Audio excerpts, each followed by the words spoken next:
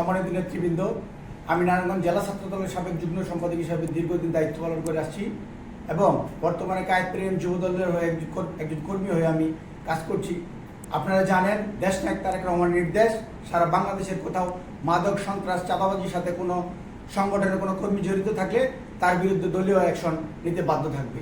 আপনারা জানেন, বীর মুক্তিযোদ্ধা কাজী মনিরুজ্জামান মনির সাহেবের পক্ষ থেকে আমরা রূপগঞ্জ উপজেলা যুব দলের পক্ষ থেকে আমরা দীর্ঘদিন রাজপথে আন্দোলন সংগ্রাম করে আসছি। এখন যে কোনো একটি মহল সারা রূপগঞ্জে সন্ত্রাস, চাঁদাবাজ এবং মাদক বিক্রেতার মাধ্যমে সারা রূপগঞ্জকে তাণ্ডব করে আসছি। সেই প্রতিবাদে আজকে আপনাদের সামনে আপনারা হলেন জাতির বিবেক, জাতির চক্ষু, আপনারা সত্যকে তুলে ধরবেন। আমরা রূপগঞ্জ থানা কায়েতপাড়া ইউনিয়নের পক্ষ থেকে তীব্র নিন্দা এবং প্রতিবাদ জানাচ্ছি। সদস্য নারায়ণগঞ্জ জেলা ছাত্রদল সাবেক, বর্তমান কায়েতপাড়া যুব দলকে সুসংগঠিত করার জন্য দীর্ঘদিন কাজ করছি।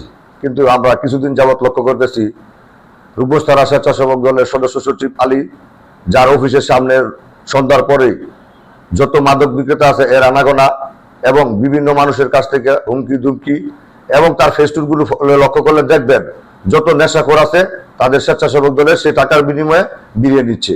আমরা যা সহ্য করতে পারছি না। আমরা চাই যারা দল করছে বা বিগত সময় যারা দলের জন্য ত্যাগ স্বীকার করছে, নির্যাতনের স্বীকার করছে, তারা সামনে আসুক। এই জন্য আমরা আলীকে পরবর্তী কোনো এই ধরনের পদক্ষেপ দেখলে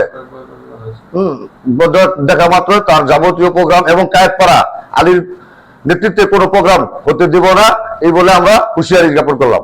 আমি মোহাম্মদ আজিম সরকার, রূপগঞ্জ থানা যুব দলের যুগ্ম আহ্বায়ক। আমরা লক্ষ্য করতেছি যে 5 তারিখের পরে নারায়ণগঞ্জ জেলা স্বেচ্ছাসেবক দলের আহ্বায়ক মাহবুবুর রহমান মাহবুব ভাই বেশ কিছু কোম্পানি থেকে চাঁদা আদায় করতেছে, যার কারণে আমাদের ভাবমূর্তি, আমাদের নেতা বীর মুক্তিযোদ্ধা কাজী মনিরুজ্জামান মনির কাকার ভাবমূর্তি নষ্ট হচ্ছে।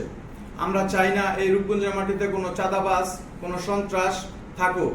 সেই লক্ষ্যে আমরা বিগত দিনে দেখতে পেলাম 5 তারিখের পরে মাহবুব ভাইয়ের নির্দেশে সিম কোম্পানি থেকে প্রায় 8 লক্ষ টাকা, SKF এতে 40%, মক্কা পেপারস এতে 40%, সেজান জুসেতে নেয় 2 লক্ষ টাকা, Partex company, Robin textile, micro paper, নিউজিল্যান্ড রেলিতে নেয়, আরো ইত্যাদি ইত্যাদি কোম্পানি থেকে মাহবুব ভাই মাসওয়ারা নিচ্ছে। কিন্তু এটা আমাদের দলের ভাবমূর্তি নষ্ট হচ্ছে। আমরা রূপগঞ্জ যুব দল কখনোই চাই না যে কোনো চাঁদাবাজ আমাদের এই রূপগঞ্জের মাটিতে থাক।